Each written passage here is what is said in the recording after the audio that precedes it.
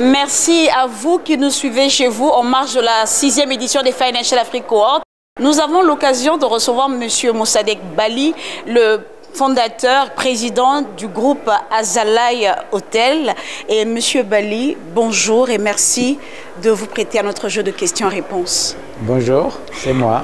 Alors, diplômé en finance de gestion, vous avez fait vos premiers pas au sein de l'entreprise familiale et à ce jour, vous êtes le fondateur du groupe Azalai. Parlez-nous brièvement de votre parcours avant d'avoir fondé Azalai. Oui, effectivement, après mes études universitaires, je suis rentré chez moi au Mali et j'ai passé une dizaine d'années dans le négoce de commodities, donc de denrées alimentaires, comme vous l'avez dit, dans la société familiale. Et je ne m'y retrouvais pas en termes de satisfaction personnelle, intellectuelle. Dans le négoce, on brasse des gros chiffres, mais on ne crée pas de l'emploi, on ne crée pas de la valeur. Et donc, j'ai cherché à me diversifier et mes recherches m'ont amené vers l'industrie du tourisme et de l'hôtellerie. Alors, vos recherches vous ont emmené vers l'industrie de l'hôtellerie, mais il y avait plusieurs secteurs. Qu'est-ce qui vous a vraiment poussé, qu'est-ce qui vous a attiré vers ce secteur? Alors, deux choses. D'abord, l'industrie du tourisme, de l'hôtellerie dans le monde entier est l'industrie qui crée le plus d'emplois. Ça, c'est un. De deux, mon pays, le Mali, après une révolution, celle de mars 91, un coup d'État, des élections démocratiques, les premières élections démocratiques libres dans mon pays, le pays s'ouvrait et surtout s'ouvrait aux investisseurs étrangers. Donc on avait beaucoup d'investisseurs étrangers qui venaient. Les bailleurs de fonds aussi voulaient faire du Mali un exemple de réussite démocratique, donc il y avait beaucoup de programmes, ce qui a amené beaucoup de fonctionnaires internationaux à visiter le Mali, mais malheureusement il n'y avait pas d'hôtels aux standards internationaux. Il y avait deux grands hôtels à Bamako, le Grand Hôtel de Bamako, construit sous la colonisation française, et l'Hôtel de l'Amitié, qui était géré par l'État du Mali, donc pas bien géré, et ce qui faisait qu'il y avait une réelle demande de services hôteliers aux standards internationaux qui n'étaient pas satisfaits. Donc lorsque j'ai décidé de regarder ce secteur, ce sont les conclusions auxquelles aboutit l'étude de marché. Ensuite, je voulais créer beaucoup d'emplois et dans l'industrie du tourisme et de l'hôtellerie, on crée beaucoup d'emplois. Ensuite, je voulais être dans une industrie transversale parce que lorsque vous construisez un hôtel, vous faites travailler toutes les industries, construction, les banques qui vous prêtent de l'argent, les assureurs qui vous assurent. Donc, je voulais aussi avoir beaucoup plus d'impact économique et social.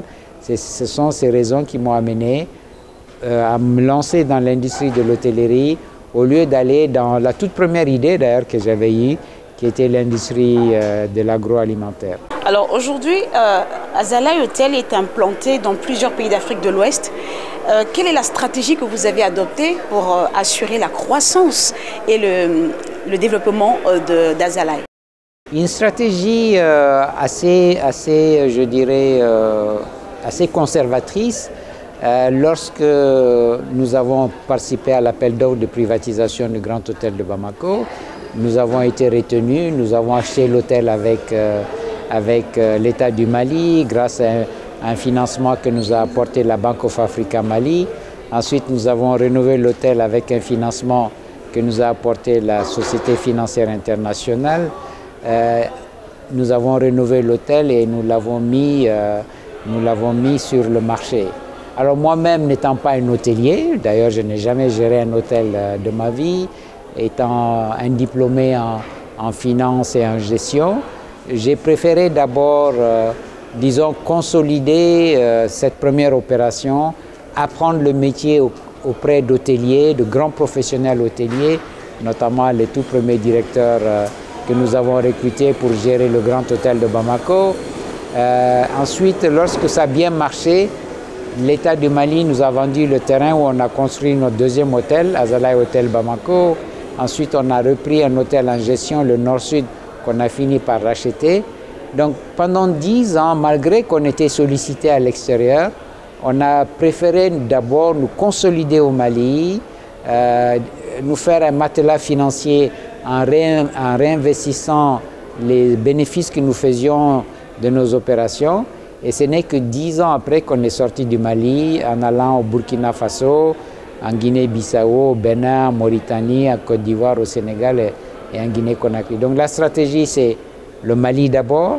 On prend le temps d'apprendre le métier, de se faire un nom. On en prend le temps de se renforcer financièrement, avoir des fonds propres assez conséquents. Et ensuite, on va dans l'UEMOA, donc les 8 pays de l'UEMOA. Aujourd'hui, nous sommes présents dans les 7 sur 8 pays. Il n'y a que le Togo où nous ne sommes pas encore présents. Et après l'UEMOA, s'attaquer à la CEDEAO. Donc c'était ça notre stratégie. Des petits pas, on prend notre temps, on ne se précipite pas. Et c'est ça qui a permis, au bout de 30 ans, de faire l'UEMOA et de sortir de l'UEMOA pour aller dans la CEDEAO. La planète a été frappée de plein fouet par la crise de Covid-19. Le secteur hôtelier a été parmi les secteurs les plus touchés face aux défis économiques et sanitaires récents. Comment Azalaï a-t-il su s'adapter pour continuer à prospérer? Alors là, effectivement, on a fait preuve de beaucoup de résilience.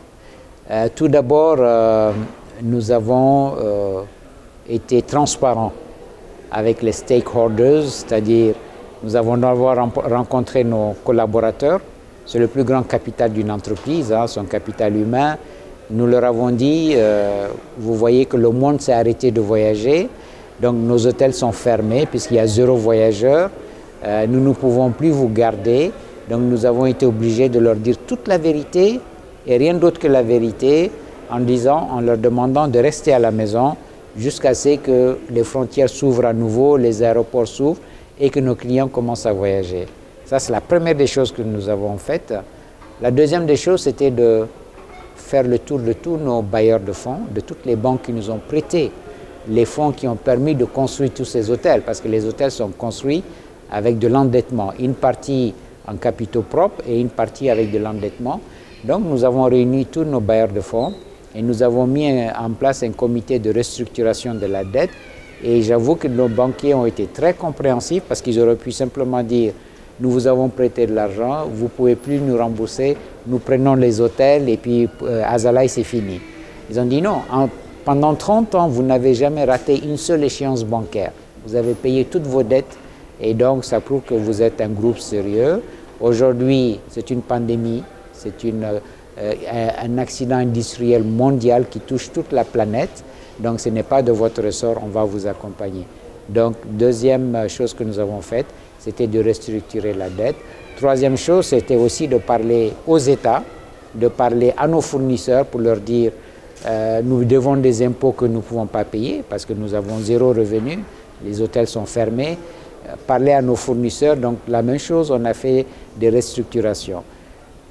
C'est un enseignement que nous avons tiré et que je partage d'ailleurs avec les jeunes entrepreneurs. En toutes circonstances dans la vie, il faut dire la vérité. Il ne faut rien cacher. Quand vous allez devant des personnes qui peuvent vous aider et qui voient que vous êtes transparent, que vous êtes honnête, que vous dites la vérité, vous avez de fortes chances d'être aidé. Et c'est ça qui nous a amené aujourd'hui à ne pas disparaître parce que beaucoup de groupes hôteliers sont partis avec la pandémie, ont disparu carrément. Et nous, Azalaï, on est encore là et on a même une bien meilleure santé aujourd'hui. Donc il faut être résilient, il faut y croire. Nous n'avons pas abandonné, nous n'avons pas dit c'est fini, cette crise sanitaire ne va jamais prendre fin, les voyageurs ne vont jamais revenir, le monde a changé, plus personne ne va prendre l'avion. Parce que non, on s'est dit, il a beau faire nuit, le soleil finit par se lever. Et donc on a gardé confiance en nous, nos partenaires nous ont fait confiance, nos collaborateurs ont été extraordinaires. Et c'est ça qui fait que Azalaï est encore là. Alors, en plus d'être une entreprise résiliente, vous êtes aussi engagé dans les questions environnementales. Pourriez-vous nous parler brièvement des initiatives que vous avez mises en place en matière de responsabilité sociale et environnementale? Oui, c'est vrai qu'on a un gros programme de RSE. Déjà, depuis très longtemps, nous essayons d'avoir un impact carbone très réduit. Quand vous allez dans nos chambres d'hôtel, vous avez, disons, des programmes tels que le changement de linge, le changement de serviettes, nous mettons des économiseurs d'eau, nous mettons des économiseurs d'énergie. Il faut mettre la carte pour que vous ayez de l'électricité et de la climatisation, des détecteurs de présence. Nous traitons nos déchets dans tous nos hôtels et ça depuis le début. On a toujours mis une station d'épuration d'eau dans l'hôtel parce que nous sommes dans des villes où les villes même n'ont pas de station. Donc nous traitons les eaux usées avant de les rejeter. Ça nous coûte beaucoup d'argent, mais nous le faisons. Nous essayons maintenant de mettre du solaire un peu partout. Nous avons fait un projet pilote à Azalaï Hôtel Bamako qui a fonctionné. Cet hôtel aujourd'hui a environ 40% de ses besoins en électricité couverts par le solaire. Et nous allons maintenant étendre ça. Nous avons même recruté une ingénieure énergéticienne pour mener ce projet à bout. L'idée, c'est que d'ici 5 ans, nous ayons du solaire dans tous les hôtels Azalaï. Donc, oui, nous sommes une entreprise responsable, éco-responsable. Nous faisons en sorte que vraiment nos opérations préservent l'environnement. Azalaï Hôtel est présent dans 7 pays de l'UEMOA sur 8. En plus de cela, Azalaï Dakar est sorti de terre en novembre 2023. Quels sont les futurs défis et opportunités que vous envisagez? Y a-t-il de nouveaux marchés que vous prévoyez d'explorer? Ah oui, bien sûr. Le continent africain, c'est d'abord 54 pays. Nous ne sommes présents que sur 7, dans 7 pays. Ensuite, c'est un continent qui a un gros retard dans tous les domaines d'ailleurs, donc y compris dans le domaine hôtelier.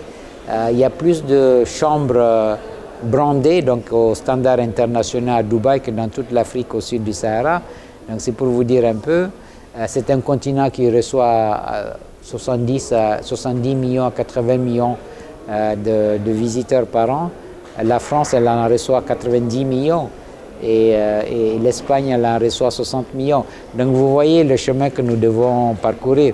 Oui, il y a énormément d'opportunités, que ce soit en hôtellerie d'affaires dans les capitales, les grandes villes, ou en hôtellerie de loisirs, bord de mer, les sites touristiques et tout cela.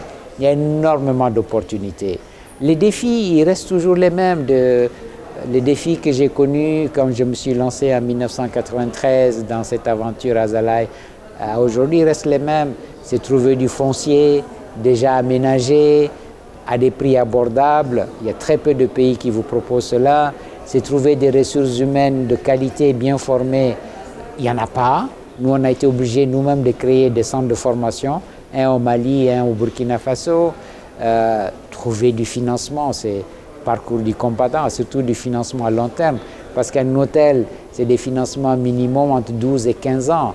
En Europe, aux États-Unis, les hôteliers s'endettent à 20-25 ans. Nous, si on arrive à trouver 12 ans déjà, on est heureux, mais il faudrait qu'on trouve du 15 ans. Il n'y a que les DFIs qui peuvent vous donner ça, les banques commerciales ne peuvent pas vous donner cela. Et même quand vous avez le financement, le taux d'intérêt est très élevé. Vous avez le défi des lourdeurs administratives, vous avez les défis de la construction. Il n'y a pas beaucoup d'entreprises très qualifiées qui peuvent vous respecter un planning. Il n'y en a pas beaucoup dans nos pays, donc souvent les projets connaissent des retards de 1 an, 2 ans, 3 ans, parfois même beaucoup plus. Donc les défis restent les mêmes. Mais vous savez, lorsque vous voyez les opportunités, ça vous encourage, ça vous donne, disons, du tonus, l'énergie pour affronter ces défis. Parce que moi, j'ai coutume de dire que l'Afrique est un continent d'opportunités. Les défis sont là, certes, ils sont réels, mais c'est surtout un continent d'opportunités. Vous l'avez dit, l'Afrique est un continent d'opportunités. Alors, M. Bali, je vais vous demander de faire un petit exercice. Vous allez fixer la caméra et répondre à la dernière question. Quel conseil donneriez-vous aux jeunes entrepreneurs africains qui aspirent à suivre vos traces dans le secteur hôtelier ou dans d'autres secteurs? Alors à vous, la jeunesse africaine tentée par l'entrepreneuriat, lancez-vous. Vous avez la chance d'être sur un continent où tout reste à faire, où le développement n'a même pas commencé ou a très peu commencé. Le train du développement vient à peine de quitter la gare. Les opportunités sont énormes. Ayez confiance en vous. ayez confiance en vos capacités, croyez en vous et en votre pays, en votre continent. Croyez dans toutes ces opportunités qui s'offrent à vous pour créer de la valeur, pour créer de la richesse et surtout pour créer de l'emploi, parce que c'est le plus grand défi de notre continent, c'est créer entre 10 et 15 millions d'emplois chaque année sur ce continent.